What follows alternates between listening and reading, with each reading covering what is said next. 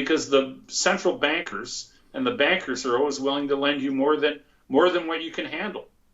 And that goes back to the same story of foreign countries taking on American debt when they don't have the ability to create dollars, and they can only create their own domestic currency, but then their debt levels become big enough that the dollar protectors, the IMF, the World Bank, these are all dollar-centric entities, and they come in and say, we don't like your debt. They downgrade your currency, and then suddenly you can't service your U.S. debt. Okay, and then that's when they harvest and take everything real of real value that you have in exchange for dollars that they printed up out of thin air. And that's the real story of banking. And that's the real story of globalism. Okay, because if you're running such a racket, of course you'd want to extend it to the whole world, because the world's your oyster. You have the ability to create money out of thin air. And anywhere this is practiced, this is the result. And that's a fact. Look around you. Look at the world we live in. The whole world is hooped with debt. And it's never going to get better. Living conditions are never going to improve. Everybody making their nut, it's just going to become more and more difficult, because you're going to have to pay more tax, because the debt is never going to be retired. The debt that's been created can never be retired. And the only way governments have been able to stay solvent is that they now have negative interest rates attached to a lot of their new debt. So it's called money for free. So they get your money for free, and then they create more money out of thin air and hide it from you and don't acknowledge they've done it. And they get that for free too. But that's banking. That's what banking is. It's the biggest racket on the planet. As a responsible person with growing concerns for your privacy and personal liberty, you want to know where we're headed and what you can do about it. We ask the experts what you need to do to take prudent and responsible action to safeguard your family's wealth and well-being, and what basic first steps will help you to be aware and prepared. ReluctantPreppers.com.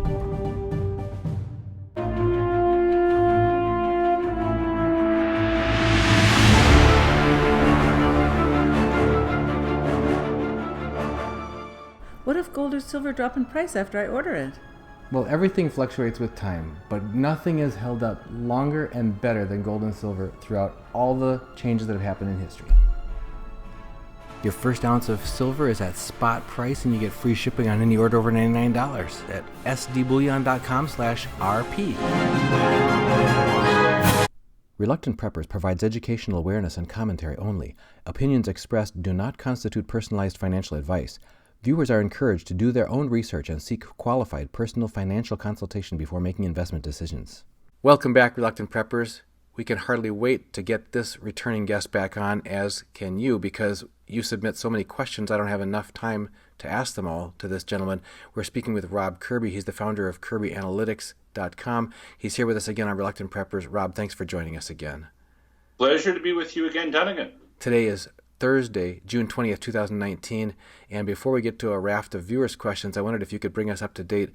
It's been an interesting year, hasn't it? Last December, early on, you told us that you've never been as bearish as you were at that time, and the stock market went pretty much straight down for the next month after that.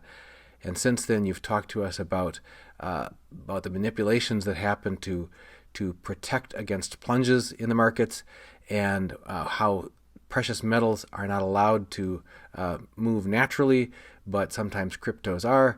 And so if you could just bring us up to date on what we've been seeing just today in the precious metals markets and the equity markets and the cryptocurrency markets, and what's going on in your view. Well, in my view, the levitation that's been undertaken in the equity markets and in the bond markets is your missing $21 trillion at work.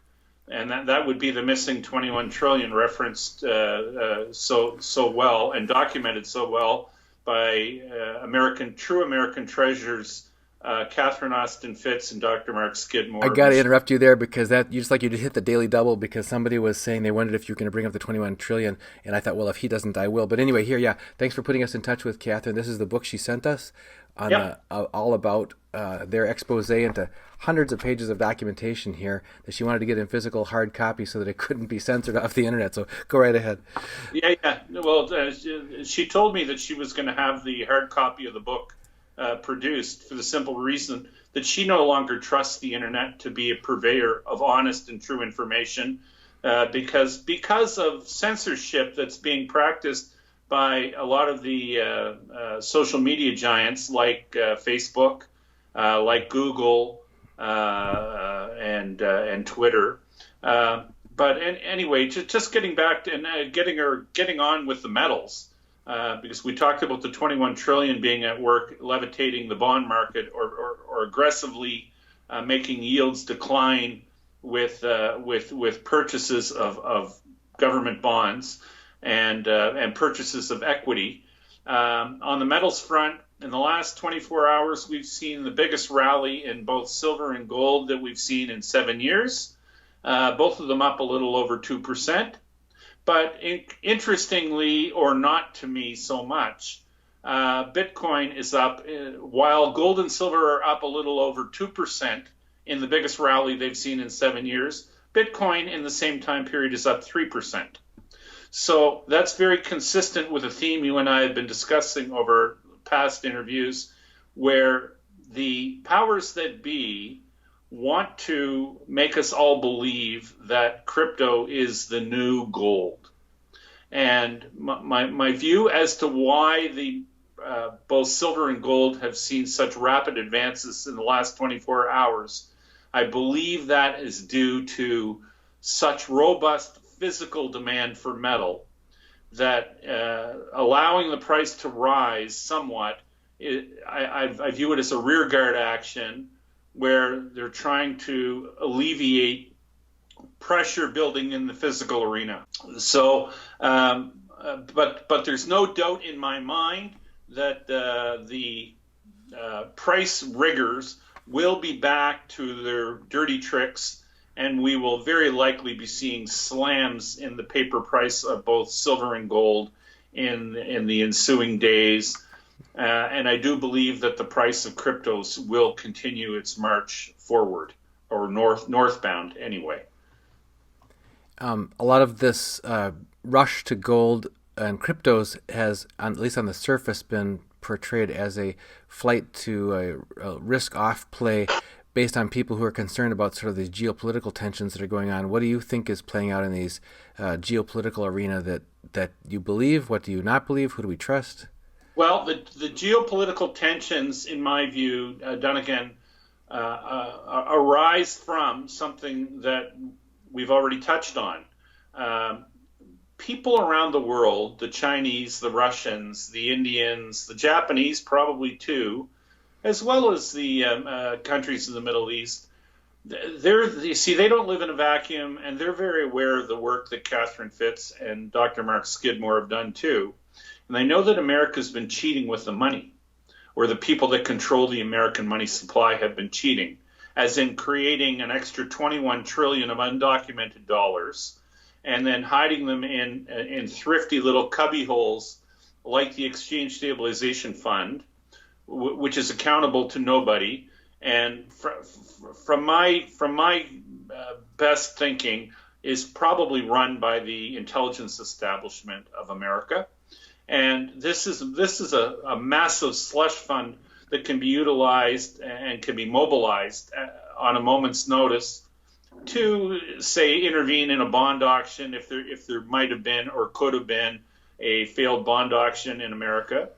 If the equity markets were cratering and showing very, very severe signs of stress and weakness, they can take this money and they can leverage it in ways, for instance, by entering the futures area in the S&P futures, where they can really get a lot of bang for their buck by buying leveraged instruments like index futures, which compel industry players to become very active buyers in the cash markets, not only for bonds but in the equity indexes as well, in the Dow and the Nasdaq and the S&P. So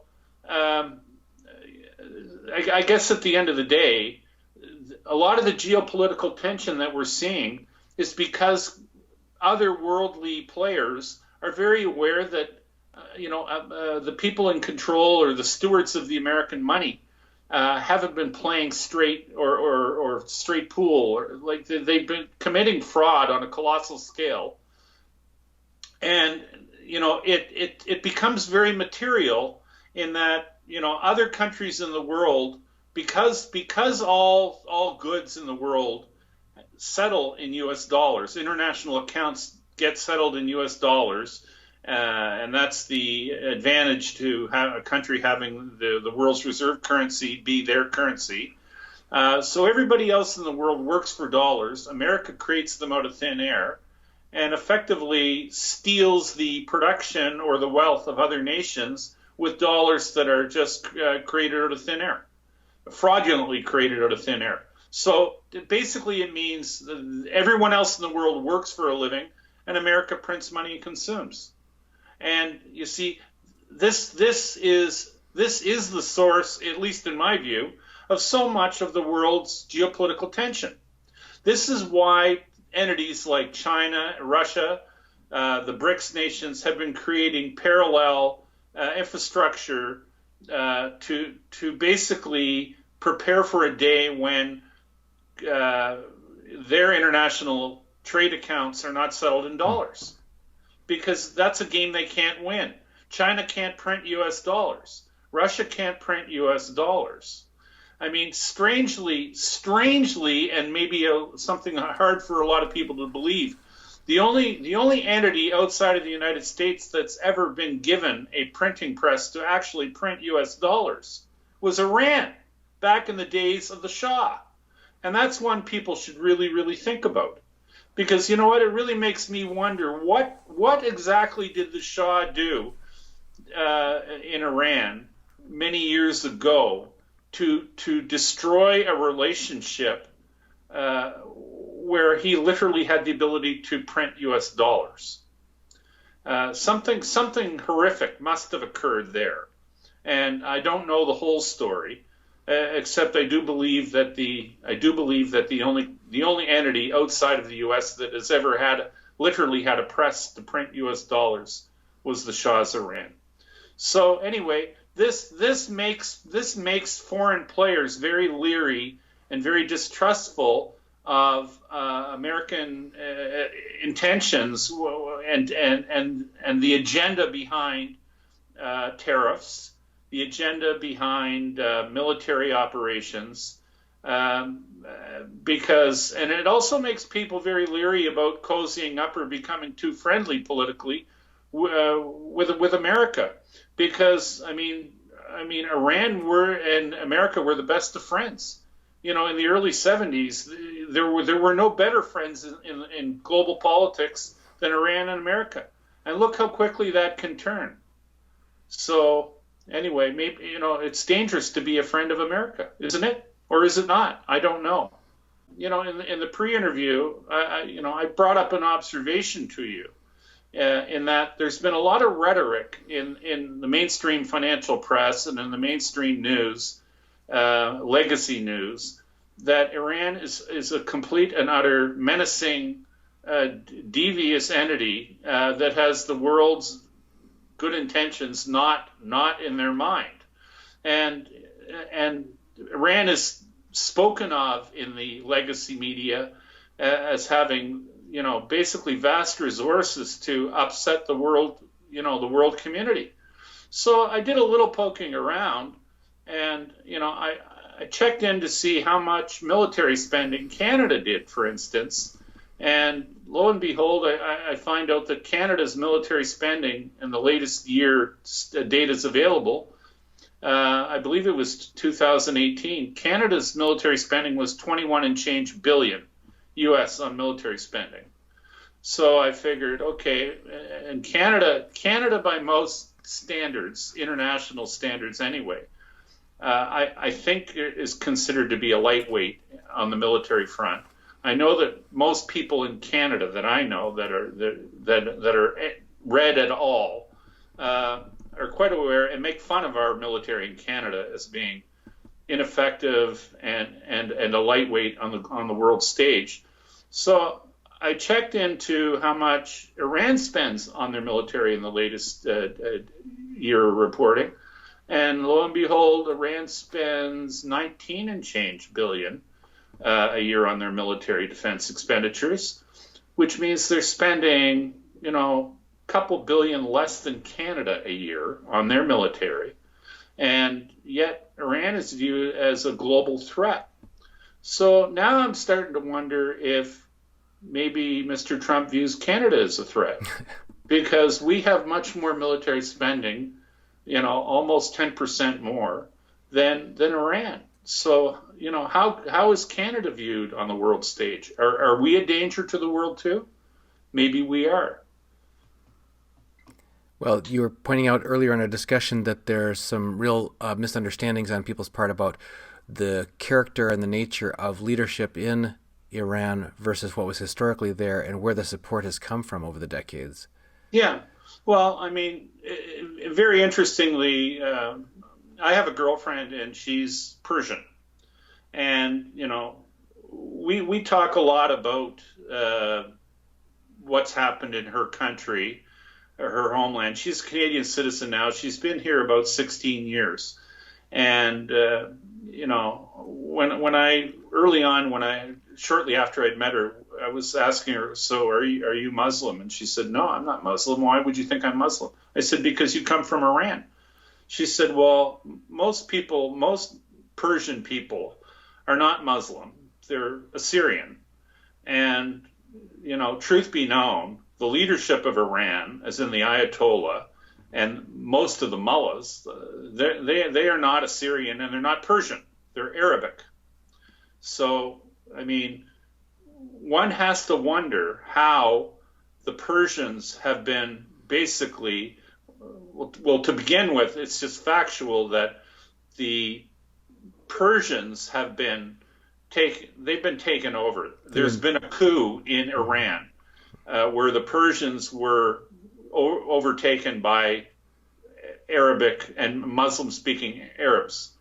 And because the Ayatollah and the as she informs me, the Ayatollah and the mullahs are all Arab background, and it's the Assyrians, the real Persians, who now are subject to the will of the let's just say the Muslims, and and it got me thinking. It's really no different than good, decent thinking and decent-minded Americans like you, Dunnigan, who have been taken over by a group of globalists, and America has, there's been a financial coup in America because the globalists are in control of the powers, the levers of power in America, in much the same way that these Arab crazy fundamentalists have taken over Iran and the Persians, and but the truth isn't allowed to shine through.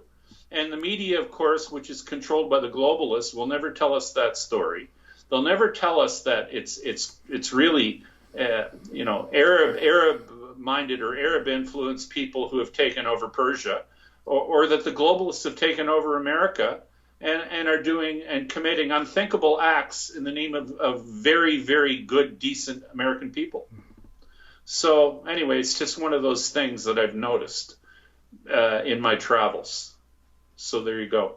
Your story corroborates one acquaintance of ours back when we lived in the Midwest, who described herself as Persian. She was quite insistent to that. She says, I'm not Iranian, I'm Persian, and talked about that basically cultural displacement that happened there, and the misunderstandings that flow from that as well. So that's not the first time I've heard that. Circling back, if we could, you mentioned crypto in passing. We had a strange announcement this week where Facebook actually is coming out with a form of a electronic currency. What's that about? Well, what's that about? It's it's a grab, or an attempted grab, by Mark Zuckerberg and Facebook to basically do to banking what they've done to social media.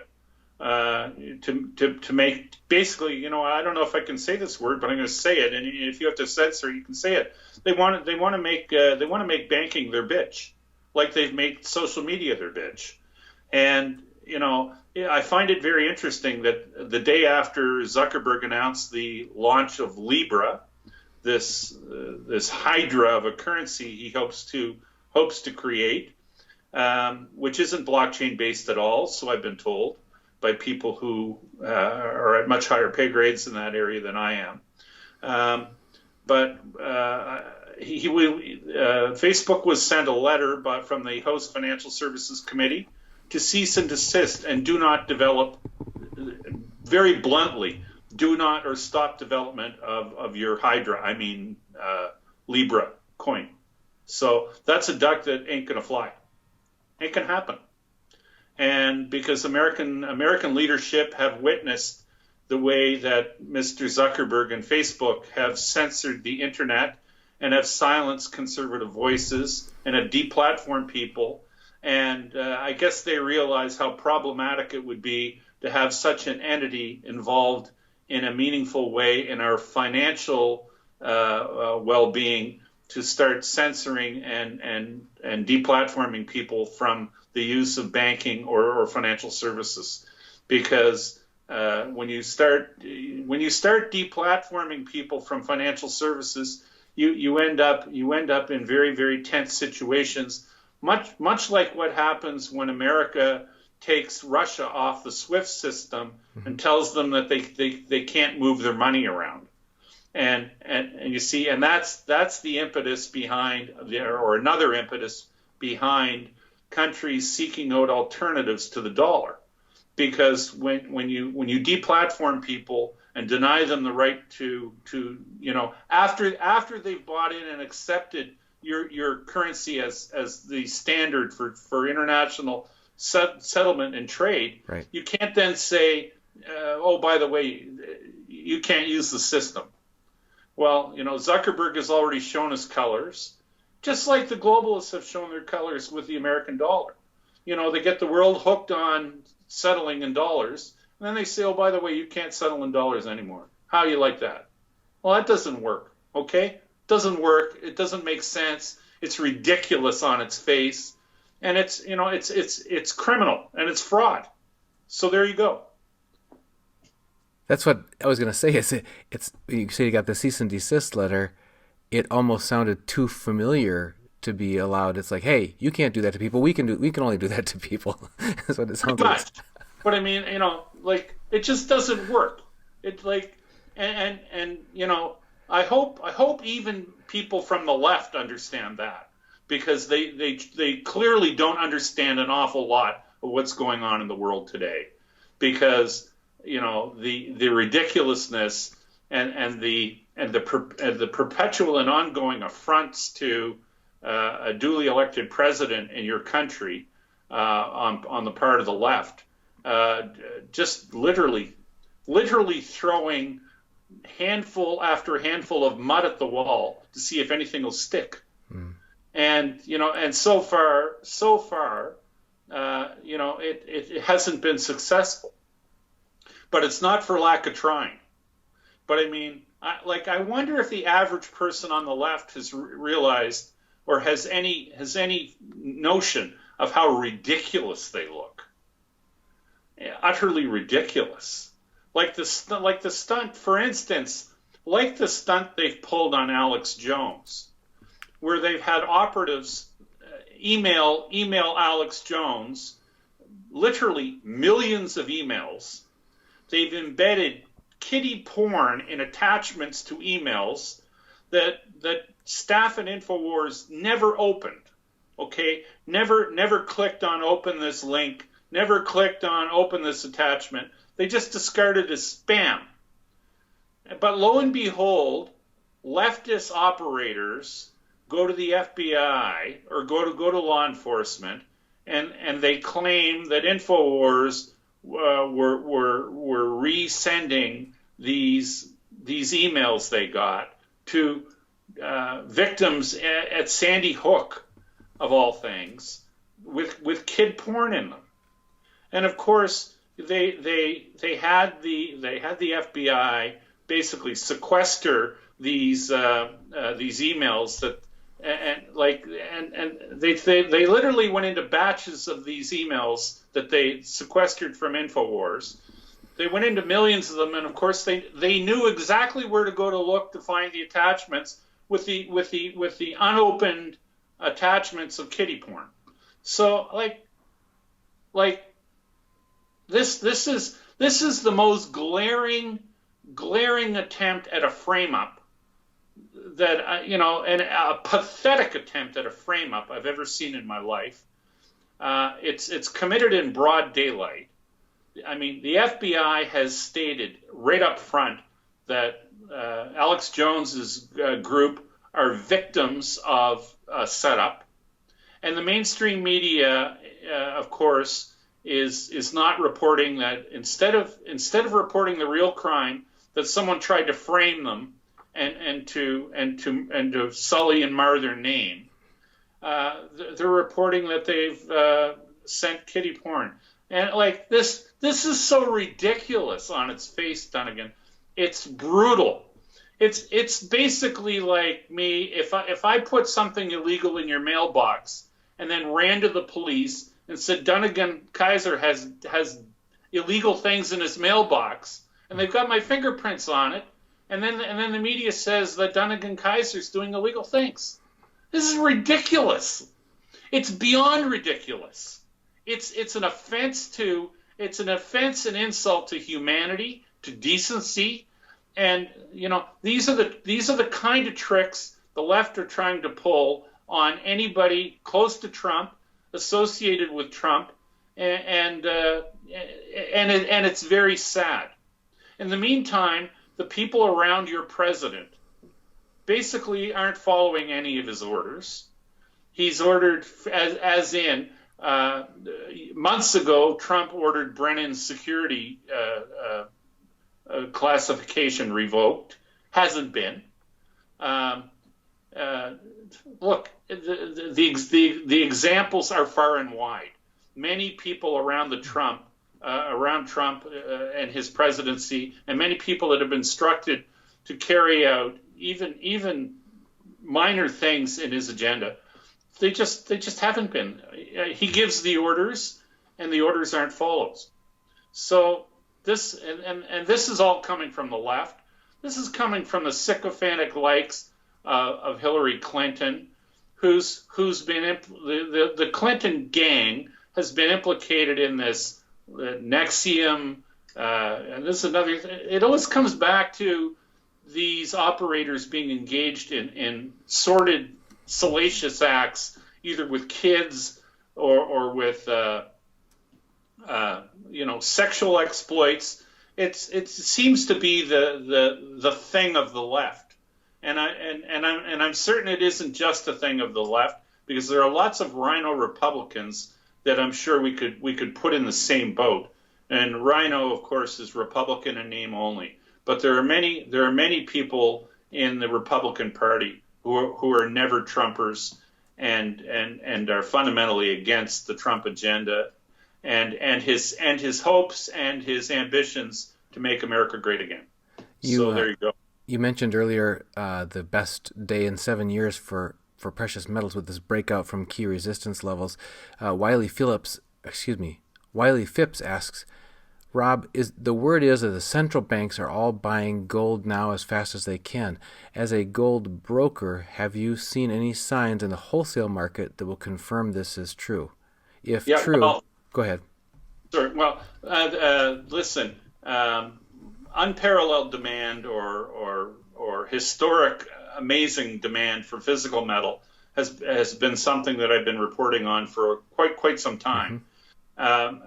It's just that more and more central banks are joining the fray.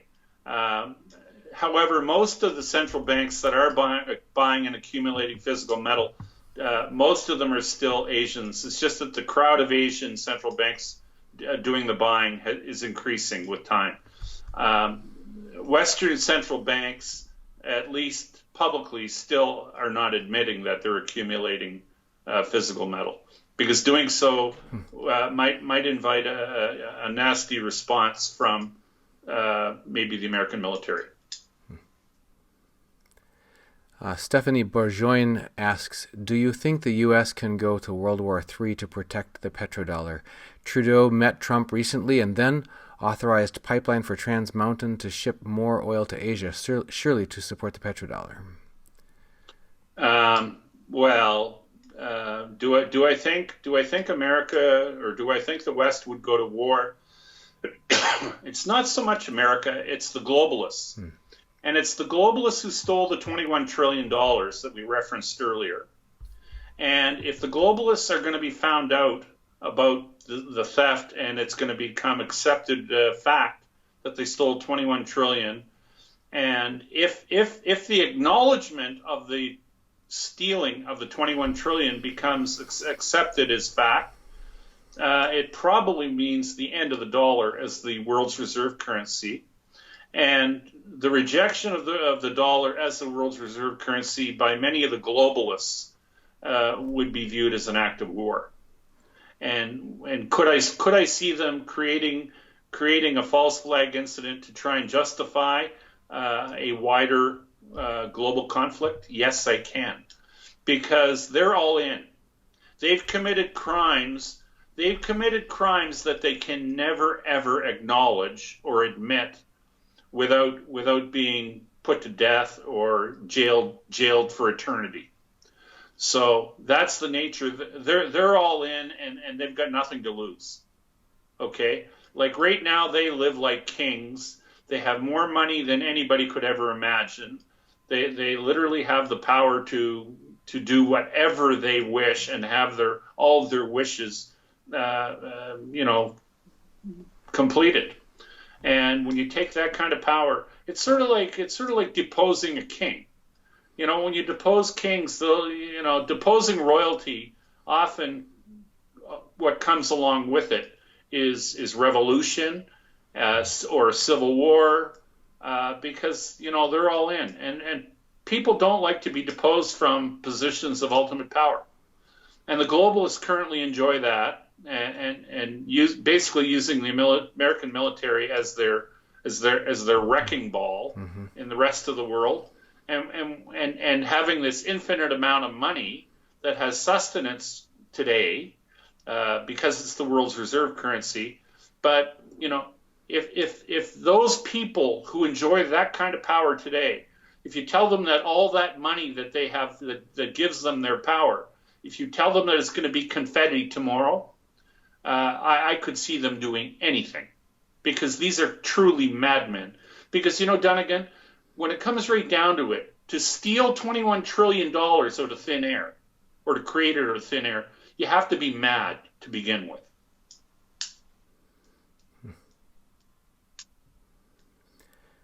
We have a question about the interdependence of countries where they have a debt in dollars and how that may affect people from the U.S. Seth Plato01 asks, he says, I'm an architect and I do business in Miami and Mexico, and I'm seeing a huge and growing market of Americans retiring to Mexico. What is the position of Rob with respect to other countries that have debt in dollars? For example, Mexico, a country in which many Americans are retiring since the crisis of 2008. Do you think the United States will prohibit its citizens from traveling to and retiring in other parts of the world? So that's kind of two parts. What will happen financially to countries that have debt in dollars? That's the first part. Well, countries that have debt in dollars, let's just say up until current times, they are ripe to be harvested or to be sheared like sheep. Because most countries that issue debt in dollars are usually lured in by the likes of a John Perkins, an economic hitman, who load a country up with debt. And these countries that get loaded up with American debt, like South American countries of Venezuela, Brazil, and Argentina, these people usually don't have the bulk of their revenues coming from American dollars. They generate their revenues from their tax bases in their domestic economies, which means they don't necessarily have natural dollar income to retire or service that American debt, and that game works usually pretty well so long as their domestic currency remains viable or steady or stable against the dollar. But what happens is typically they'll load these countries up with American dollar debt. Their ability to raise funds is in their domestic currency, and then institutions like the IMF and the World Bank will say we don't like how much debt you're piling on. Their currency gets downgraded, and then suddenly the ability, because the exchange rates change dramatically, their ability to service their U.S. debt becomes very difficult. And that's when the economic hitmen go in and say, okay, well, you can't service your U.S. debt. Well, we'll just take control of your, all the natural resources in your country. Now, Mexico is a little bit different because Mexico has had this freedom of its people to walk across the invisible border on the southern flank of America for a very long time. So there's an awful lot of Mexican people working in America, a lot of them illegally, who send remittances back to Mexico. So Mexicans have a natural flow of American dollars, much more so than other countries, because other countries have not migrated to America in the numbers that Mexicans have.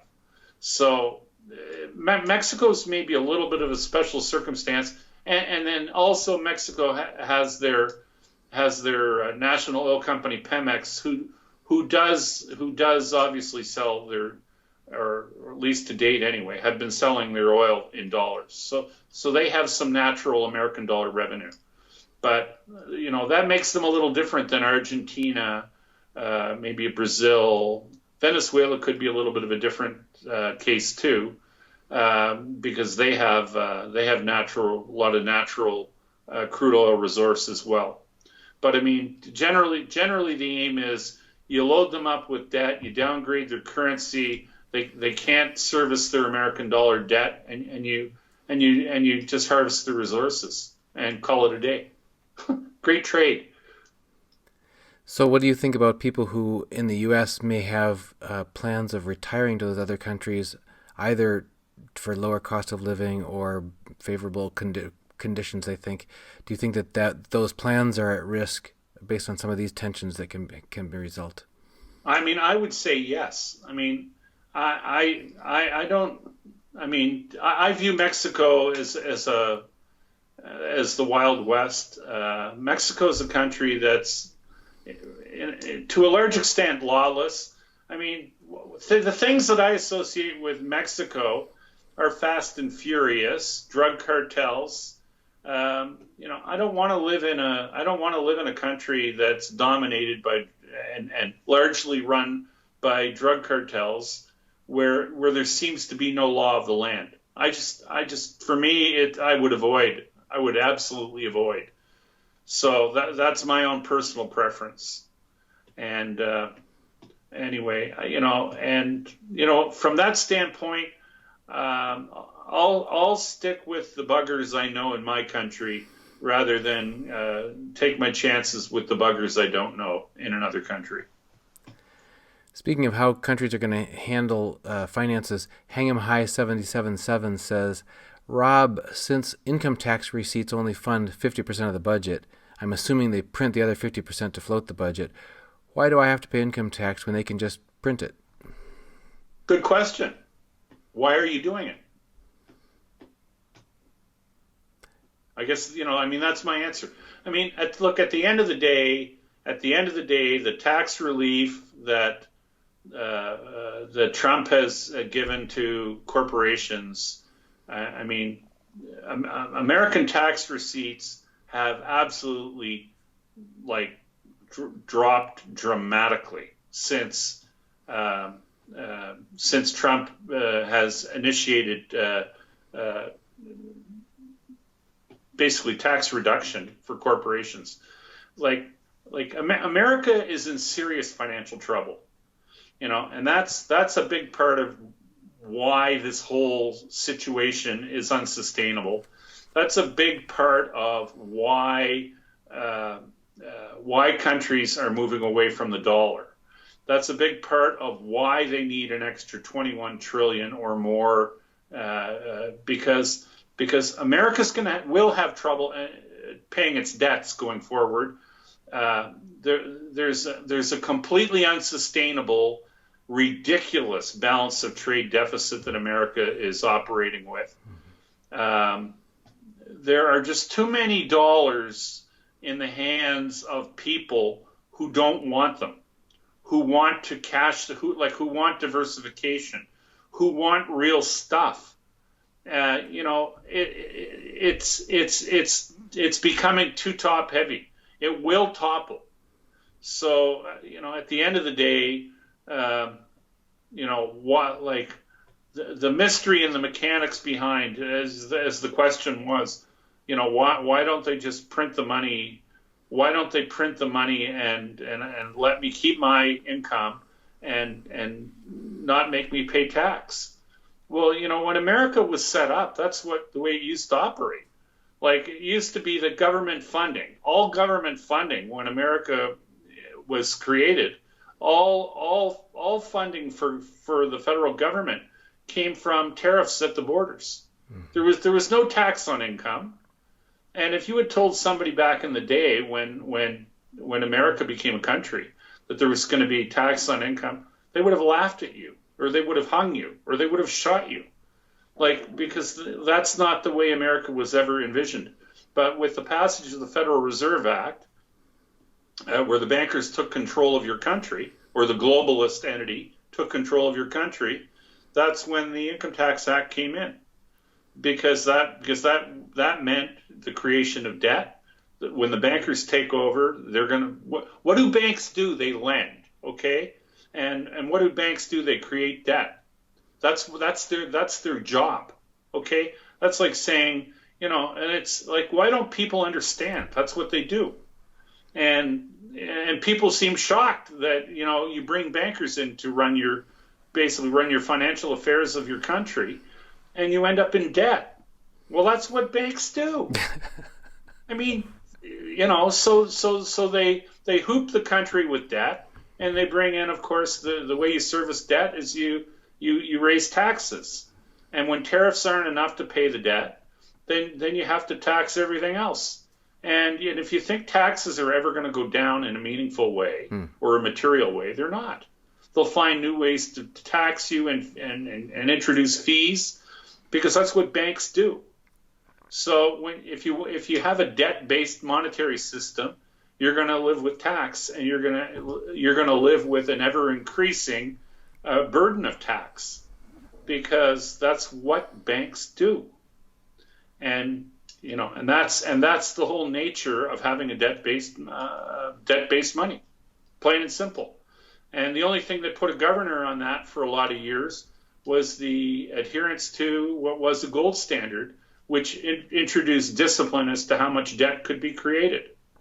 But that didn't last very long either, because they spent too much money.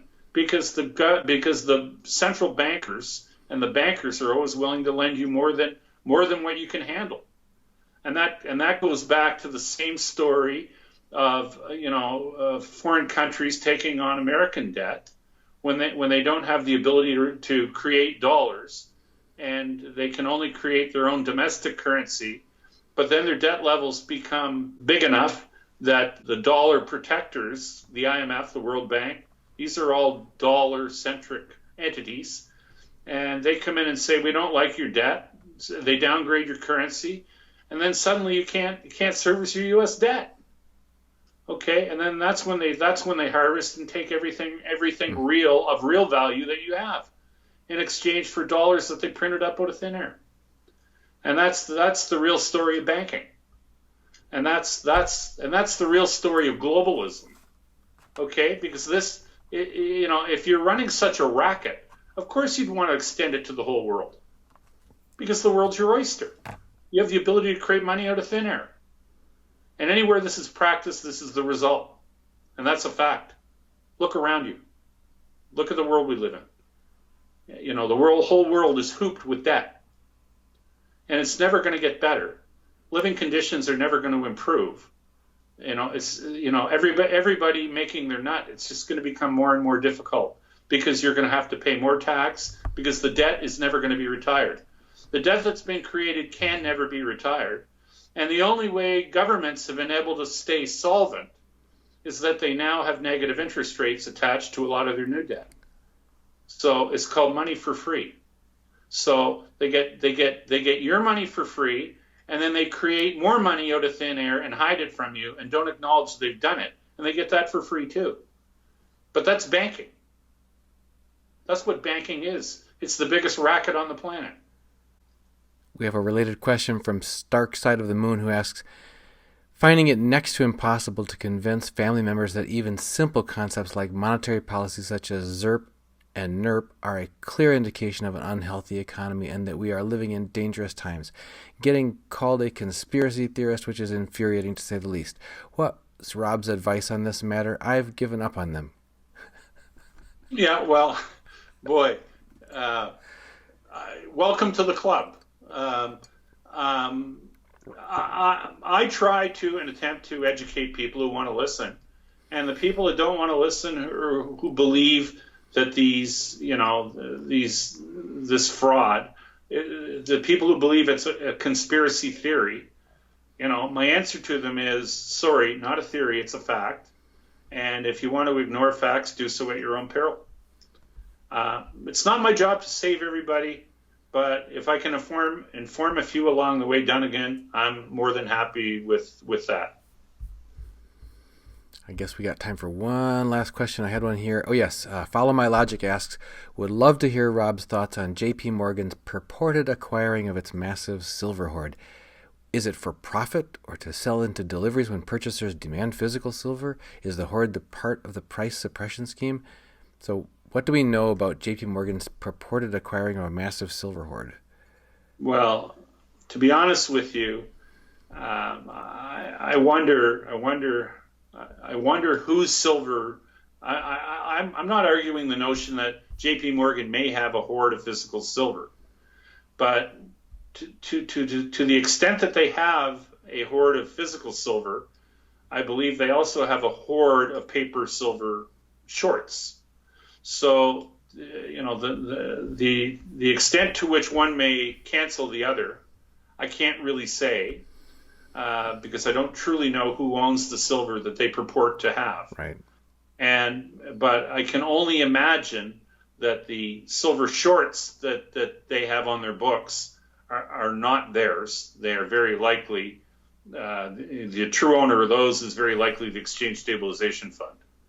So the physical long that they may or may not have, in my view, would also be the property of the Exchange Stabilization Fund. Because I don't really believe that the governance or the board of directors of J.P. Morgan would allow their bank to take that kind of risk in anything. Like, I don't think the board of directors of J.P. Morgan would allow the bank, with the bank's capital, to have a position of whatever it's purported to be, 750 or 800 million ounces of silver, because that would be grounds for negligence and imprisonment of the whole board of directors, in my view, if they allowed such a thing to occur in an institution where they had, purview of. So, my answer, I guess, really is we don't really know for a fact who owns those positions, but my strong suspicion it's the U.S. Treasury or the ESF. I said it was the last question, but I wanted to see if we could entertain this last one, and you let me know. Yeah. Because you mentioned about our debt obligation that's unpayable, that sort of thing. And this theme that this question introduces was actually one that was brought up by one of the speakers at the Red Pill Expo that we talked about, and that is that we don't in the U.S. understand our true rights as individuals in relationship to our government. Mark W. says, Mr. Kirby, since the United States corporation, read federal government, is a private corporation for which we the people have no, quote, valid/lawful contract with, is not our, quote, our debt obligation at the point of a gun? That's how I perceive it, says the questioner. Well, yeah, it is. It is at the point of a gun. I mean, absolutely it is. I mean, basically the whole dollar construct, or the globalist dollar construct. Once again, I don't want to call it the American dollar anymore because it's not managed or run by Americans or people who I consider to be Americans. It's globalist entities who people who believe they're above us all, people who believe that they're better than us all, people who have contempt for us and our ability to make decisions and act in accordance in our own goodwill, like in our own good or best interests, who feel that they know better than all of us. These would be people like the Clintons. These would be people like the Clintons, the Kerrys, the George Soroses of the world, the Rockefellers. These are people who are accustomed to living in very high style, and have achieved the means to live in a very high style through very, very dubious, conflicted means and methods. And yeah, they use the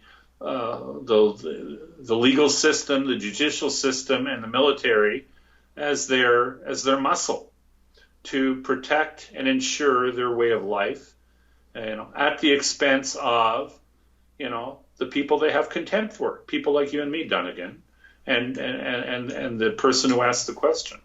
So absolutely, everything about inflicting globalism on the planet is done at the end of a gun, with the aid of bankers and guns. Yes. Yeah, and they exercise their control on the rest of us through the vestiges of guns and banking. Yep. Which is why crypto offers possibly a solution if it's managed in the right way, because it basically takes the banking part out of the equation, and then it's just up to your crypto wallet and guns. But at least the bankers aren't in the way anymore. We've been speaking with Rob Kirby, the founder of KirbyAnalytics.com. Rob, as always, there's lively interest in asking questions, and there's going to be surely lots of comments on the answers that you've given. So just really grateful, as always, for you joining us here again on Reluctant Preppers. My pleasure, Dunnigan. Look forward to doing it again. Hey, Reluctant Preppers. If you haven't heard, we've already started our monthly 1-ounce U.S. Silver Eagle thank you gift to one active Patreon subscriber each month, signed by your host, Dunnigan Kaiser. And you don't want to miss out on that. Please help us grow by subscribing today at patreon.com/reluctantpreppers.